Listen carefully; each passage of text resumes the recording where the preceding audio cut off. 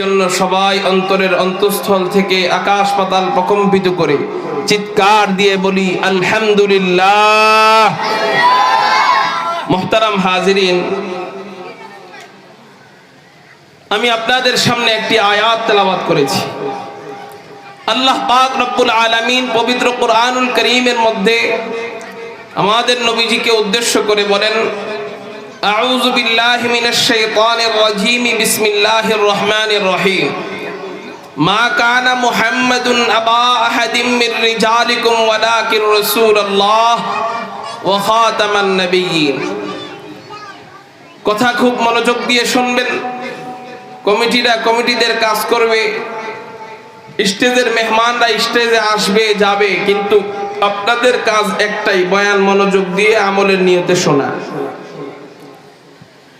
মুহতারাম হাজিরিন, আল্লাহ নবীজিকে বলতেছেন, নবীজিকে উদ্দেশ্য করে বলতেছেন, মা কানা মুহাম্মাদুন আবা আহাদিম মির রিজালিকুম। মুহাম্মদ কোন বালেগ পুরুষের পিতা নয়।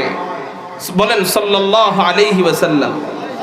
মুহাম্মদ সাল্লাল্লাহু আলাইহি ওয়াসাল্লাম কোন বালেগ পুরুষের পিতা নয়। বলতেছেন কে? তাহলে তিনি কে? আল্লাহ বলতেছেন ওয়ালাকির রাসূলুল্লাহ, তিনি আল্লাহর রাসূল, এবং শুধু রাসূলই নয়, ওয়া খাতামান নাবিয়্যিন, এবং নবীদের মধ্যে সর্বশেষ নবী তিনি। চিৎকার দিয়ে বলেন সুবহানাল্লাহ। আল্লাহ পাকের এই আয়াতের শেষাংশের কোনো ব্যাখ্যা করার সুযোগ নেই।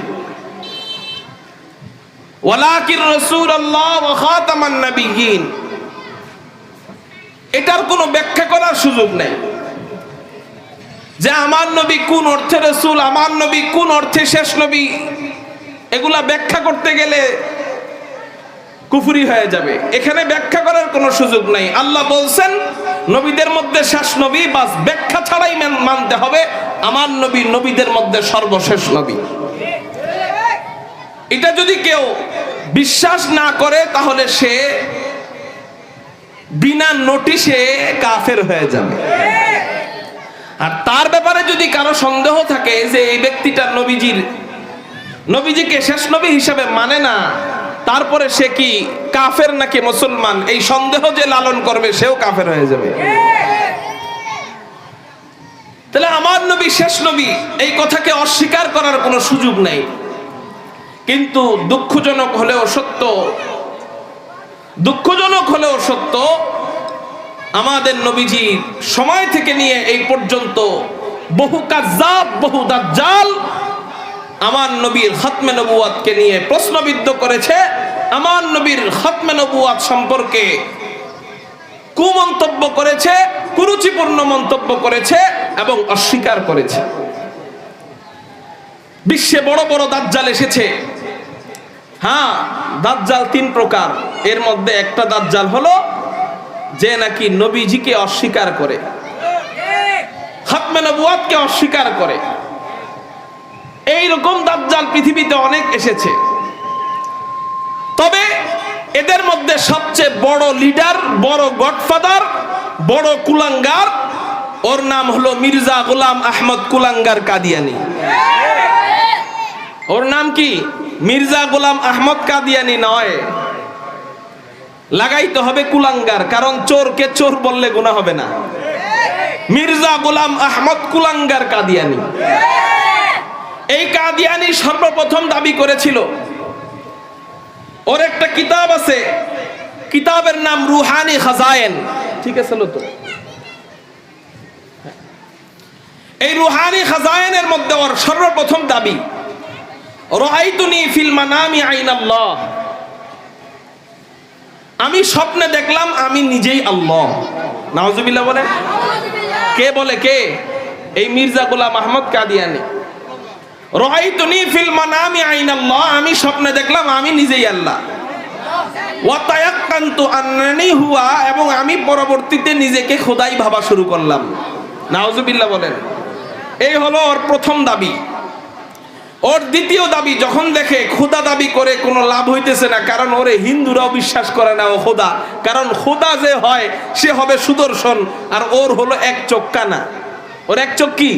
কানা। কানা আবার খোদা কেমনে হয়?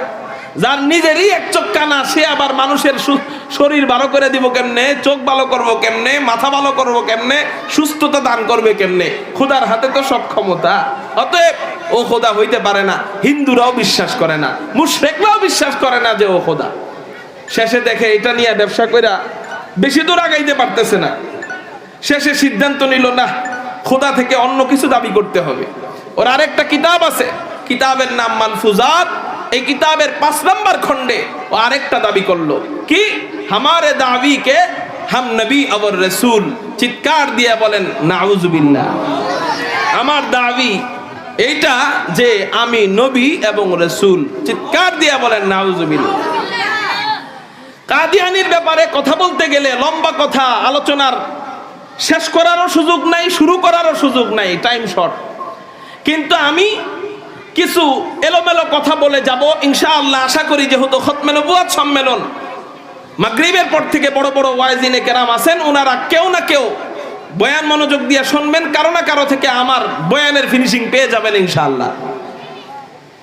হয়তোবা আমি ফিনিশিং দিতে পারবো না, ওনারা একজন না একজন ফিনিশিং দিয়ে দিবে, কারণ বিষয় খতমে নবুয়ত আজকে সবার বিষয়।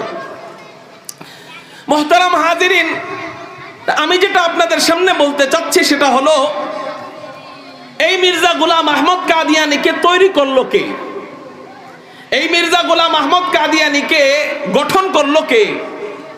অবশ্যই ওর পিছনে কঠিন কোন চক্রান্ত আছে, কঠিন কোন ষড়যন্ত্র আছে, কঠিন কোন সাপোর্ট আছে, কঠিন কোন শক্তি আছে।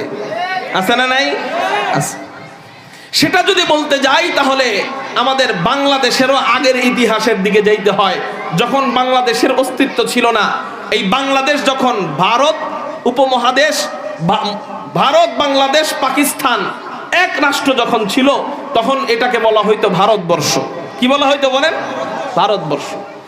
তখন বাংলাদেশ কোনটা, পাকিস্তান কোনটা, ভারত কোনটা এত আলাদা করা হইতো না। এই কাঁটাতারের বেড়াও তখন ছিল না। এই ভারতবর্ষ সর্বপ্রথম শাসন করত মুসলমানরা। কারা বলেন? মুসলমানরা। মুসলমানদের হাত থেকে ক্ষমতা নেওয়ার জন্য এই ব্রিটিশরা চিন্তা করলো, আমরা মুসলমানদের হাত থেকে কিভাবে ক্ষমতা কেড়ে নিতে পারি এবং মুসলমান ভাই ভাইয়ের মাঝে কিভাবে দ্বন্দ্ব বাজায় দিতে পারি।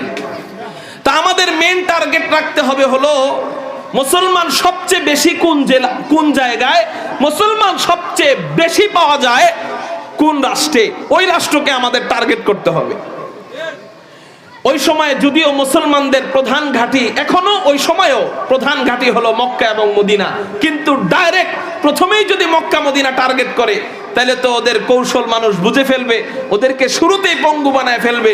এই জন্য প্রথমে ওরা মক্কা মদিনা টার্গেট করে নাই, মক্কা মদিনা টার্গেট ছিল দ্বিতীয়তে।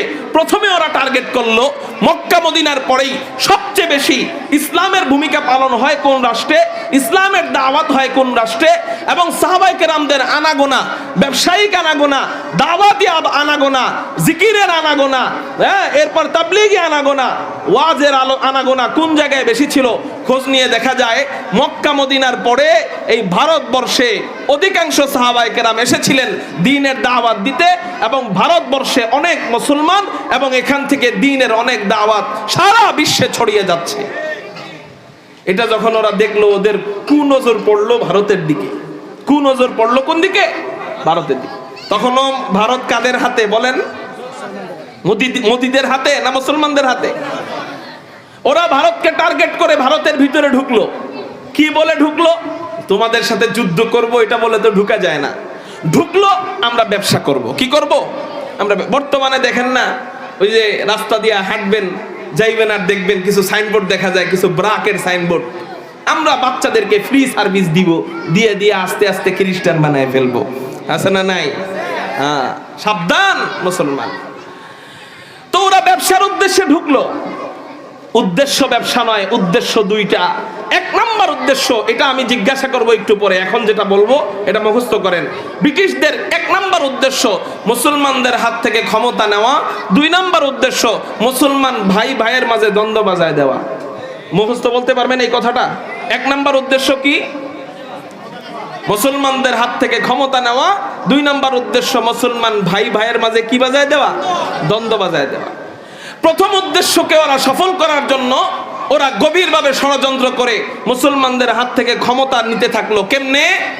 ওরা কম দামি জায়গা, যে সমস্ত জায়গায় কম দামি জায়গা ছিল ওই সময়, কম দামি জায়গাগুলা কিনা শুরু করলো। কারণ বেশি দামি জায়গা তো কেনার সামর্থ্য প্রাথমিকভাবে নাই।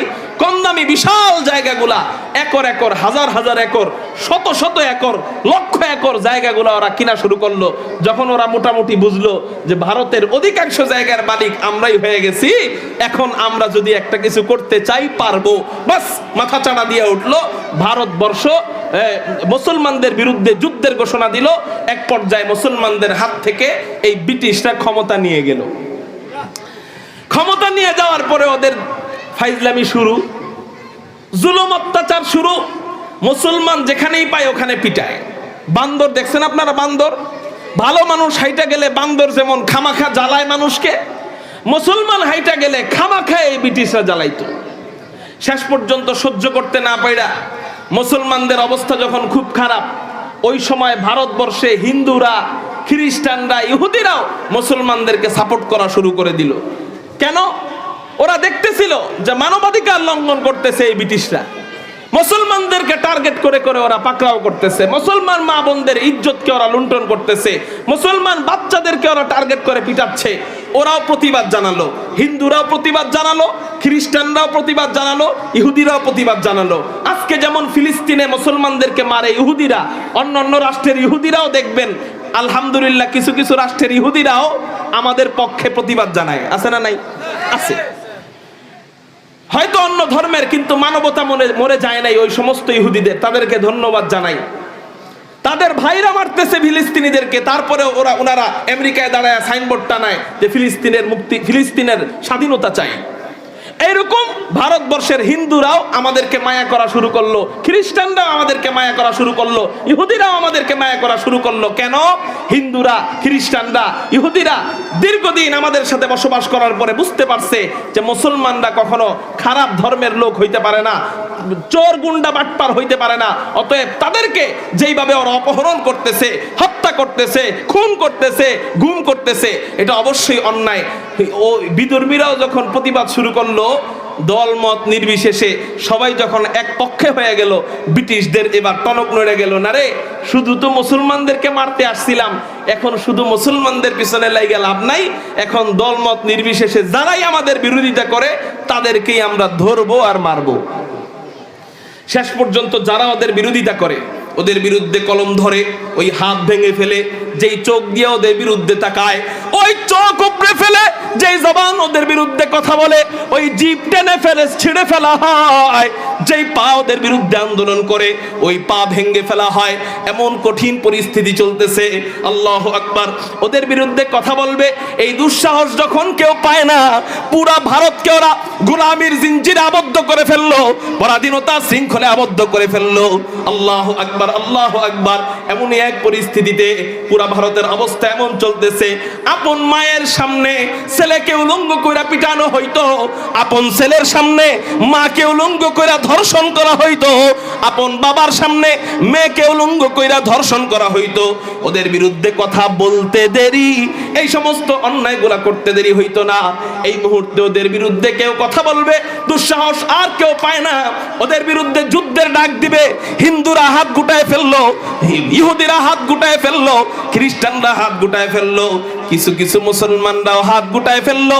খুব মনোযোগ দেন, কেউ যখন ওদের বিরুদ্ধে জিহাদের ডাক দিতে পারে না, জিহাদের ফতোয়া দিতে পারে না, এই মুহূর্তে আল্লাহ একজন ফকিরকে দাঁড় করায় দিলেন, একজন আলেমকে দাঁড় করায় দিলেন ওদের বিরুদ্ধে সর্বপ্রথম জিহাদের ফতোয়া দেওয়ার জন্য। কারো জবান যেন বন্ধ থাকে না, চিৎকার দিয়ে বলেন আল্লাহু আকবার। আরে সবাই ওদেরকে ভয় পায়, ইহুদিরা ওদের ভয়ে থরথর করে কাঁপে, খ্রিস্টানরা ওদের ভয়ে থরথর করে কাঁপে, হিন্দুরা ওদের ভয়ে থরথর করে কাঁপে, কিছু মুসলমানরা ওদের ভয়ে থরথর করে কাঁপে। কিন্তু আলেম ভয়ে কাঁপে না কেন? আলেম ওদেরকে ভয় পায় না কেন? ওদের বিরুদ্ধে জিহাদের ফতোয়া দেয় কিভাবে? বলে কেন ভয় পায় না? শোনো, ইন্নামা ইয়াখশাল্লাহ মিন ইবাদিহিল উলামা। উলামায়ে কেরাম একমাত্র কাকে ভয় পায় বলেন? উলামায়ে কেরাম একমাত্র আল্লাহকে ভয় পায়। তো আল্লাহকে যারা ভয় পায় তাদের দুনিয়ার কোনো টেনশন নাই, দুনিয়ার কোনো ভয় তাদের কাজে লাগে না, দুনিয়ার কোনো মামলা মুকদ্দম মামলা হামলা তাদেরকে নাস্তানাবুদ করতে পারে না। এই মুহূর্তে জিহাদের ডাক দিল, জিহাদের ফতোয়া দিল, তার নাম কি? বলে আমাদেরই পূর্বসূরি, আমরা তাদের ওই উত্তরসূরি। তার নাম হলো হযরত শাহ আব্দুল আজিজ মুহাদ্দিসে দেহলভী রাহমাতুল্লাহি আলাইহি। সর্বপ্রথম ইংরেজদের বিরুদ্ধে জিহাদের ফতোয়া দেয়, সর্বপ্রথম ইংরেজদের বিরুদ্ধে জিহাদের ফতোয়া দেয়। উলামায়ে কেরাম আমাদের জন্য কি করছে? উলামায়ে কেরাম করে নাই কোন জিনিসটা? ও আমার আওয়ামী লীগের ভাইরা, ও আমার বিএনপির ভাইরা, ও জাতীয় পার্টির ভাইরা, রাগ করবেন না, মনে কষ্ট পাবেন না। আজকে আপনারা উলামায়ে কেরামদেরকে বুড়ি আঙ্গুল দেখাইয়া চলেন, উলামায়ে কেরামদেরকে আপনারা গ্রেফতার কইরা জেলের মধ্যে পিটানোর ষড়যন্ত্র করেন। কিন্তু শুনে নেন, সর্বপ্রথম যদি ব্রিটিশদের বিরুদ্ধে উলামায়ে কেরামদের ফতোয়া এবং জিহাদের ভূমিকা না থাকতো, এই বাংলাদেশ পাকিস্তানের কোনো অস্তিত্বই থাকতো না। সর্বপ্রথম জিহাদের ফতোয়া যখন দেয় শাহ আব্দুল আজিজ মুহাদ্দিসে দেহলভী রাহমাতুল্লাহি আলাইহি, উনার ফতোয়ায় সমকালীন সমস্ত উলামায়ে কেরাম সাপোর্ট করা আরম্ভ করে, সিল সাপোর্ট দেওয়া আরম্ভ করে যে আব্দুল আজিজ সাহেবের যে ফতোয়া আমাদেরও একই ফতোয়া। এই ফতোয়ায় সবাই যখন একমত পোষণ করা আরম্ভ করে, ব্রিটিশদের টনক নইরা যায়। আরে সাহস এত বড় কাদের? আমাদের বিরুদ্ধে ফতোয়া দেয়। ওই দলের নাম কি যারা আমাদের বিরুদ্ধে ফতোয়া দেয়? ওই দলের নাম উলামায়ে কেরাম। ওরা কি আমাদেরকে ভয় পায় না? কয় না না না, ওরা নাকি ভয় পায় একমাত্র আল্লাহকে। ইন্নামা ইয়াখশাল্লাহ মিন ইবাদিহিল উলামা।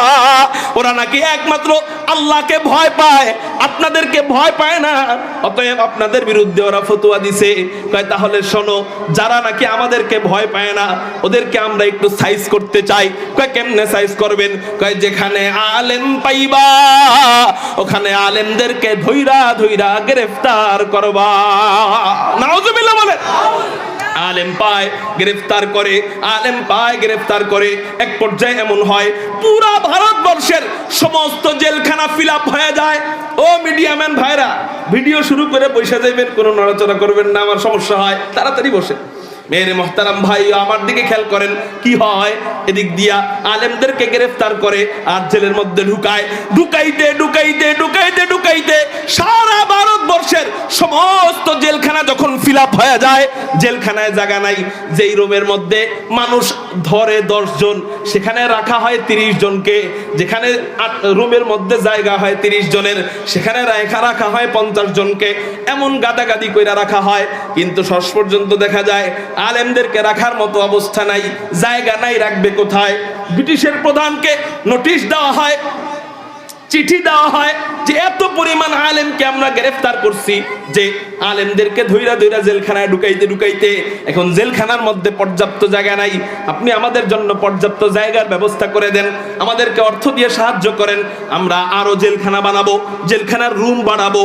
এবার ব্রিটিশের প্রধান বলে না না না, যেই সমস্ত আলেমরা আমাদের বিরুদ্ধে জিহাদের ফতোয়া দেয় ওই সমস্ত আলেমদের জন্য আমার টাকা পয়সা আমি খরচ করব না। কয় তাহলে এই আলেমদেরকে গ্রেফতার করে রাখবো কোথায়? আর গ্রেফতার করে রাখার দরকার নাই, গ্রেফতার কইরা একজন আলেম ধরো আর মেরে ফেলো। একজন আলেম ধরো, জেলখানায় ঢুকানোর আর প্রয়োজন নাই। যারা আমাদের বিরুদ্ধে জিহাদের ফতোয়া দেয়, হুজুররা আমাদের মাটির জন্য কি করছে, আমাদের দেশের জন্য কি করছে, সব তো আমরাই করছি। আচ্ছা ঠিক আছে, দেখেন হুজুররা কি করছে। ইতিহাস পড়েন, আপনারা ইতিহাস পড়েন, এগুলা রাগ করবেন না। আমাদের স্কুল কলেজের ভাইদের ইতিহাসের মধ্যে উলামায়ে কেরামদের অবদান লেখানো হবে না, পড়ানো হবে না। কেন পড়ানো হবে না? বলে এগুলা যদি পড়ানো হয়, আলেমদের অবদান যদি পড়ানো হয়, স্কুল কলেজের ভাইরা ওই তথাকথিত গমচোর, টিনচোর, তেলচোর, আলুচোরদের পিছ সাইডা উলামায়ে কেরামদের মোহাব্বত করা আরম্ভ করবে, ওদের পিছন ছেড়ে দিবে, ওদেরকে লাঠি দিয়ে উলামায়ে কেরামদেরকে ভালোবাসা আরম্ভ করবে। এই জন্যই পড়ানো হয় না। তোমরা না পড়াও, আমরা আলহামদুলিল্লাহ ময়দানে বলে বলে উলামায়ে দেওবন্দের অবদান মানুষদের মাথার ভিতরে ঢুকায় দিব ইনশাআল্লাহ। মেরে মুহতারাম ভাই, আমি কি কোনো দলের বিরুদ্ধে বলতেছি কিনা বলেন? আবার আপনারা উল্টা বুঝছেন না। সব দল যারা আলেমদেরকে মহব্বত করে তারা আমাদের বন্ধু, কোনো সমস্যা নাই। খুব মনোযোগ দেন। এবার বলতেছিলাম, ওই ব্রিটিশরা আলেমদেরকে ধরে ফাঁসিতে ঝুলায়। কোথায় ফাঁসিতে ঝুলায়? বলে চট্টগ্রাম থেকে নিয়ে মুম্বাই পর্যন্ত একটা রোড গিয়েছিল, ওই রোডের মধ্যে গাছ, ওই এক একটা গাছের মধ্যে শত শত দড়ি ঝুলানো হয়। ইতিহাস বলে ওই গাছের এমন কোনো ডাল ছিল না যেই ডালের মধ্যে আলেমের লাশ ঝুলানো হয় নাই। একটা নয়, দুইটা নয়, 1000 নয়, 2000 নয়, 1 লাখ নয়, 2 লাখ নয়। আমার যতটুকু মনে আছে, আমি যতটুকু পড়েছি, কমপক্ষে 50 লক্ষ আলেমকে শুধু জিহাদের ফতোয়ার সাপোর্ট করার অপরাধে 50 লক্ষ আলেমকে জিহাদের আগেই নির্বিচারে শহীদ করে দেওয়া হয়। 50 লক্ষ আলেমকে শহীদ করে দেওয়া হয়। ওলামায়ে কেরাম কি করলো আমাদের জন্য? তারপরেও আলেমদেরকে গালি দিবেন? হ্যাঁ, ওলামায়ে দেওবন্দেরকে দোষারোপ করবেন? আল্লাহ আমাদের এই জাতিকে হেফাজত করুক। এই ওলামায়ে কেরামদেরকে যেভাবে গালাগাল শুরু হইতেছে, আমার দিল বলে এই জন্যই আল্লাহ পাক একের পর এক গজব দিচ্ছে। কখনো করোনা ভাইরাস, কখনো বন্যা, আবার কখনো সাপ। ঠিক না ঠিক? আল্লাহ আমাদের এই জাতিকে ওলামায়ে কেরামদের মুহাব্বত করে চলার তৌফিক দান করুক বলি আমিন। ওলামায়ে কেরামদের বদদুয়া থেকে আমাদেরকে হেফাজত করুক বলি আমিন। আমি যে দল হইতে পারি, আমি সুন্নি হইতে পারি, আমি ওয়াহাবি হইতে পারি, আমি আহলে হাদিস হইতে পারি, কিন্তু সমস্ত আলেম যারা আলেম তারা আমাদের মাথার তাজ থাকবে ইনশাআল্লাহ। বলে আলেমরা আমাদের মাথার তাজ। আলেমদের সমস্যা আলেমরা ঠিক করে নিবে, আমি বলার কে? ঠিক না ঠিক? আল্লাহ আমাদেরকে বুঝবার তৌফিক দান করুক বলি আমি। মুহতারাম হাজিরিন, তো বলতেছিলাম 50 লক্ষ আলেমকে ফাঁসির মধ্যে ঝুলানো হয়। আগে যারা জিহাদের ডাক দিছিল অধিকাংশ শহীদ হয়ে যায়। এখন জিহাদের ডাক দিবে কে?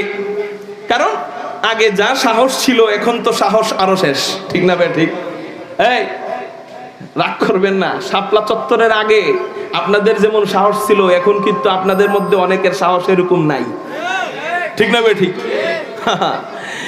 ওই ঘটনার আগে, আলেমদের লাশ ঝুলানোর আগে যত সাহস ছিল, লাশ ঝুলানোর পরে সাহস যা ছিল সব শেষ। এই মুহূর্তে জিহাদের ডাক দিবে যে সে হইল আসল বেটা। ঠিক না ঠিক? এই মুহূর্তে জিহাদের ডাক দিবে যে সে হইল আসল বেটা। ওই মুহূর্তে আল্লাহ আরেকজনকে জিহাদের জন্য প্রস্তুত করে দিলেন।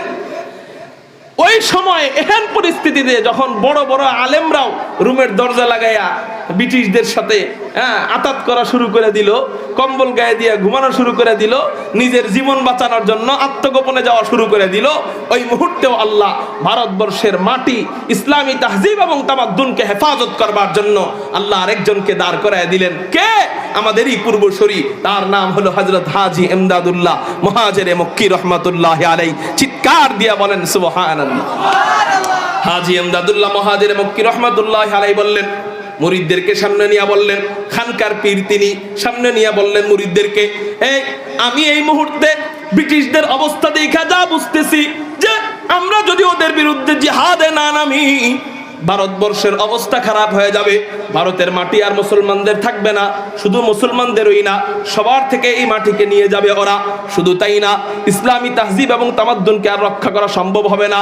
আগামীতে অবস্থা এমন হবে, এত পরিমাণ আলেমকে ওরা মারলো, আমরা যদি এখনো হাত গুটায় বসে থাকি, সামনের অবস্থা এমন হবে, ইমামতি করার মতো লোক খুঁজে পাওয়া যাবে না, জানাজা পড়ানোর মতো লোক খুঁজে পাওয়া যাবে না, দাফন কাফন করানোর মতো লোক খুঁজে পাওয়া যাবে না, বিয়ে পড়ানোর মতো লোক খুঁজে পাওয়া যাবে না।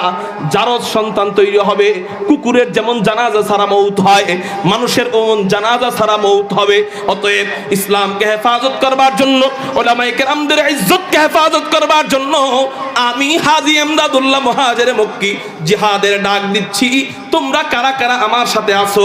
এই কথা বলার পর মুরিদরা কেউ কোনো কথা বলে না, একেবারে খামোশ হয়ে যায়। কারণ জিহাদ করবে কাদের সাথে? জিহাদ করতে হয় নাই, শুধু ফতোয়া দিছে, এই জন্য 50 লাখ আলেমরে মারছে। জিহাদ করলে না জানি কি হয়, এই ভয়ে পুরাটা মঞ্চ, পুরাটা ময়দান, পুরাটা খানকা চুপ হয়ে রয়েছে, কেউ কোনো কথা বলে না। হযরত হাজী সাহেব রহমতুল্লাহি আলাইহি রাগ হয়ে বললেন, যাও, তোমাদের মতো কাপুরুষ মুরিদ আমার দরকার নাই, আজকে থেকে মুরিদের খাতা থেকে তোমাদের সবার নাম কাইটা দিলাম, তোমরা চলে যাও। আগামীকালকে জোহরের পরে একটা জরুরি মিটিং হবে, ওদের বিরুদ্ধে জিহাদের সম্পর্কে নতুন করে বায়াত করানো হবে। যারা নাকি আগামীকালকে ওদের বিরুদ্ধে জিহাদের জন্য প্রস্তুত থাকবা তারাই শুধু আসবা, এছাড়া আর কেউ আসবা না। এবং স্পেশাল 2 জন মেহমানকে দাওয়াত দেওয়া হোক। স্পেশাল 2 জন মেহমানকে কয়, দেওবন্দ সে রশিদ কো বুলাও, দেওবন্দ সে কাসেম নানুতবি কো বুলাও, দেওবন্দ থেকে রশিদ আহমদ গাঙ্গুহিকে ডাকা হোক, এবং দেওবন্দ থেকে হুজ্জাতুল ইসলাম আসিফুল খায়রাত ওয়াল উলুম কাসেম নানুতবিকে ডাকা হোক। 2 জনকে ডাকা হয়। পরের দিন জোহরের নামাজের পর মিটিং হয়, দিকে তাকায় হাজী আমদাদুল্লাহ মুহাজিরে মক্কি বলেন, রশিদ আহমদ তুমি কি বলো? হযরত রশিদ আহমদ গাঙ্গুহি বলেন, আমার ভাই কাসেম যা বলে আমিও তা বলি, আমার ভাই কাসেমের যেই রায় আমারও একই রায়, অর্থাৎ আমিও এখন জিহাদের জন্য সম্পূর্ণ প্রস্তুত আছি। চিৎকার দিয়া বলেন সুবহানাল্লাহ। জামানার 3 শ্রেষ্ঠ মুরব্বী একত্র হয়া, জামানার 3 শ্রেষ্ঠ মুরব্বী একত্র হয়া জিহাদের ফতোয়া দেয়, জিহাদের ডাক দেয়।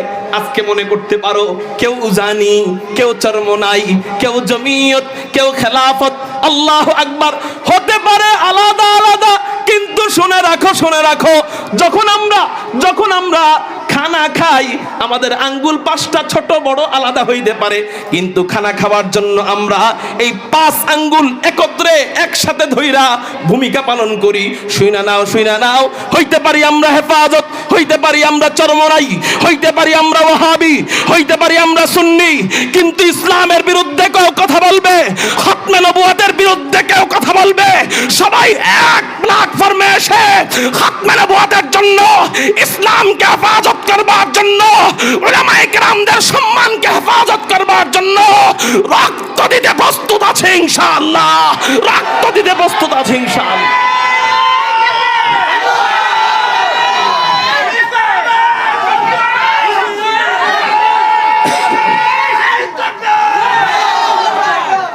মুহতারাম হাজিরিন, 3 জামানার 3 শ্রেষ্ঠ মুরব্বী জিহাদের ডাক দেয়, মুরিদরা তো চুপ, কথা বলে নাই। হযরত কাসেম নানুতুবি দাঁড়ায়া একটা মাত্র ভাষণ দিলেন। হিকমতওয়ালা মানুষ তো, কোরআন বলে ওয়াল কুরআনিল হাকীম, কোরআন হলো হিকমতওয়ালা। এই কোরআন যে পড়ে আল্লাহ তাকেও হিকমতওয়ালা বানায় দেয়, এই কোরআন যে পড়ায় আল্লাহ তাকেও হিকমতওয়ালা বানাইয়া দেয়। হযরত কাসেম নানুতুবি রাহমাতুল্লাহি আলাইহি মুরিদদেরকে একটা মাত্র কথা বললেন, মুরিদরা এক কথাতেই ঘুরে গেছে। কি কথা? এই তোমরা যে বলতেছো আমাদের কাছে অস্ত্র নাই, সৈন্য নাই, আচ্ছা আমাকে উত্তর দাও, বদর যুদ্ধের চেয়ে আমাদের অস্ত্র কি কম? বলে না। বদর যুদ্ধে 313 সাহাবীর চেয়ে আমাদের সৈন্যবাহিনী কম? মুরিদরা বলে না। কয় তাহলে ভয় কিসের? মুসলমান তো জিহাদ করে জিতার জন্য নয়, মুসলমান জিহাদ করে আল্লাহকে খুশি করবার জন্য। মুসলমান যুদ্ধ করে আল্লাহকে খুশি করবার জন্য।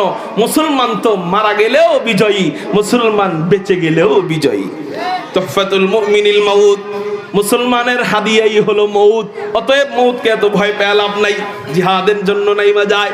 হযরত হারাম বিন মিলহান, সাহাবী হারাম বিন মিলহান, ওনার গলার মধ্যে ছুরি ধরা হয়, ফিনকি দিয়ে রক্ত বের হয়।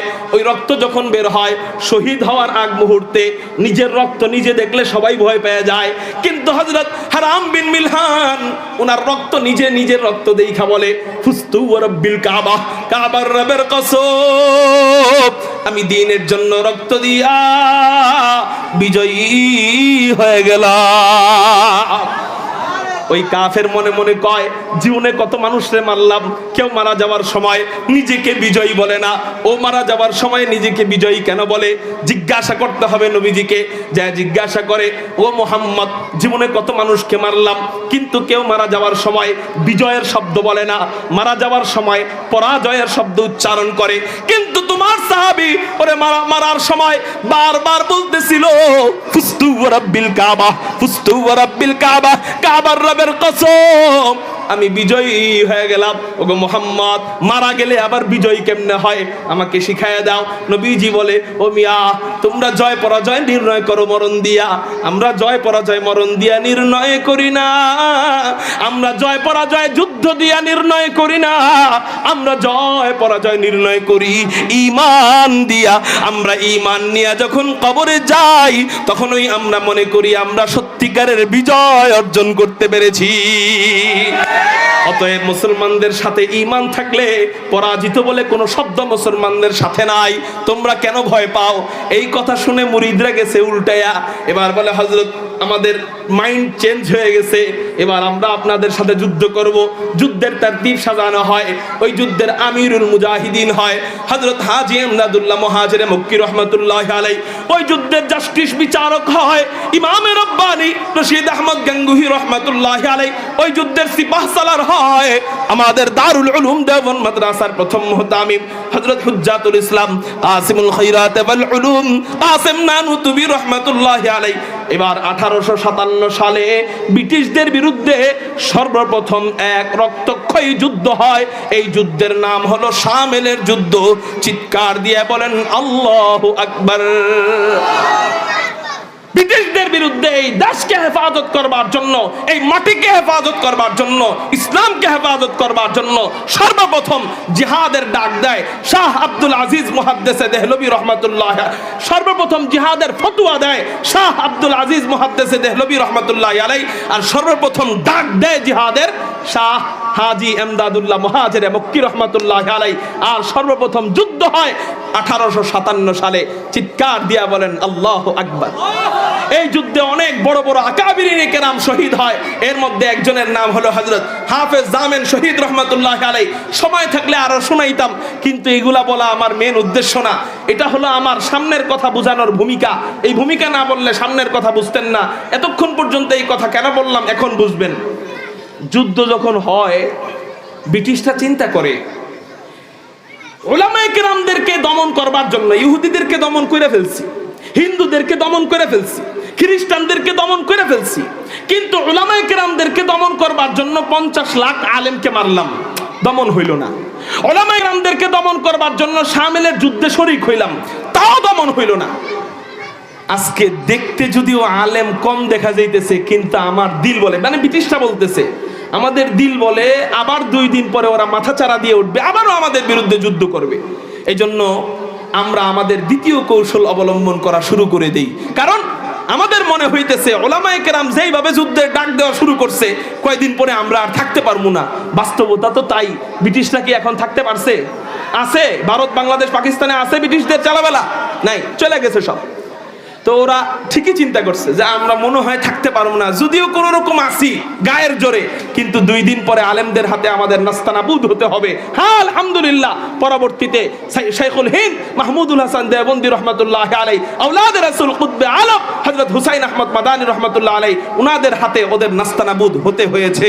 ওদের ধারণাই সত্য হয়েছে যে আলেমদেরকে যদি আমরা মূল গোড়া থেকে মানে মূল উৎপাটন করে না দেই, 2 দিন পরে আমাদের নাস্তানাবুদ হতে হবে। এই মূল গোড়া থেকে মূল উৎপাটন। এখানে আমার মেন কথা, 2 মিনিট খুব মনোযোগ। ব্রিটিশরা কয়টা টার্গেট নিয়ে আসছিল? 1 নাম্বার কি, 2 নাম্বার কি? জোরে বলেন, যারা শোনে নাই তারা শুনে যাবে। 2 নাম্বার কি? আলেমদের মাঝে, মুসলমানদের মাঝে ভাই ভাই কি লাগাই দিবে? দ্বন্দ্ববাজি। প্রথম টার্গেট ওরা বাস্তবায়ন করার চেষ্টা করলো, কিন্তু শেষ পর্যন্ত ওরা আর এই দেশে থাকতে পারলো না। দ্বিতীয় টার্গেট ভাই ভাইয়ের মাঝে দ্বন্দ্ব বাজায় দিবে, মুসলমানের মাঝে দ্বন্দ্ব বাজায় দিবে। এই জন্য কি করা যায়? এই জন্য চিন্তা করলো যুদ্ধ কইরা মনে হয় মুসলমানদের সাথে পারুম না, দ্বিতীয় টার্গেট আমরা পূরণ করে যাই। সেটা হলো আমরা 3টা বীজ ভারতবর্ষে বপন করে যাই।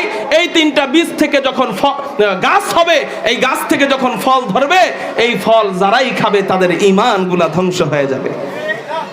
ওরা ওদের ভিতর থেকে 3জন মেধাবী ছেলেকে আলেম বানালো। এর মধ্যে একজনের নাম হলো হুসাইন আহমদ বাটালবি, এর মধ্যে আরেকজনের নাম হলো আহমদ রেজা খান বেরলবি, এর মধ্যে আরেকজনের নাম হলো, সবার ব্যাখ্যা করতেছি না, সবার ব্যাখ্যা করলে এখানে ঝামেলা হইব।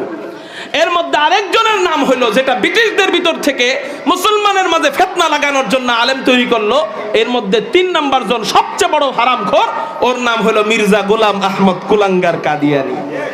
তাহলে এবার বলেন, মির্জা গোলাম আহমদ কাদিয়ানিকে তৈরি করলো কারা? ব্রিটিশরা। এই ব্রিটিশদের জন্ম হলো মির্জা গোলাম আহমদ কুলাঙ্গার কাদিয়ানি। এই কাদিয়ানির দোসররা বর্তমানে বাংলাদেশে এখনো ঘোরাফেরা করতেছে এবং মুসলমানদের ঈমানকে হরণ করার জন্য চেষ্টা করতেছে। সরকারকে আমি বলবো, সরকার আপনিও তো ব্রিটিশ বিরোধী, আপনার বাবাও তো ছিল ব্রিটিশ বিরোধী, অতএব আপনিও চান না ব্রিটিশের চেলারা বাংলাদেশে কাজ করুক, আমরাও চাই না ব্রিটিশের চেলারা বাংলাদেশে কাজ করুক। হ্যাঁ, ওরা ওদের ধর্ম পালন করুক, অসুবিধা নাই, কিন্তু মুসলমান নাম দিয়া মুসলমানদের বদনাম করবে, মুসলমান নাম দিয়া খাতমে নবুয়াতকে অস্বীকার করবে, এটা আমরা মেনে নিব না। যদি প্রয়োজন হয় উলামায়ে কেরাম যদি নবীর ইজ্জতকে হেফাজত করবার জন্য রক্ত দিতে ডাক দেয়, কারা কারা রক্ত দিতে প্রস্তুত আছেন? আল্লাহু আকবার বলে 2 হাত আল্লাহ।